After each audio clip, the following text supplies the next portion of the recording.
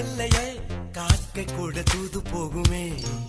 காதல் ஜோதி புகைவதில்லை, காதல் என்றும் குற்றமே பார்ப்பதில்லை. இதில் அற்பமானது எதுவும் இல்லை, இந்த நுட்பம் பொறுக்க புரியவில்லை. வானும் மண்ணு மாறியே போகும், காதல் என்றும் வாழுமே.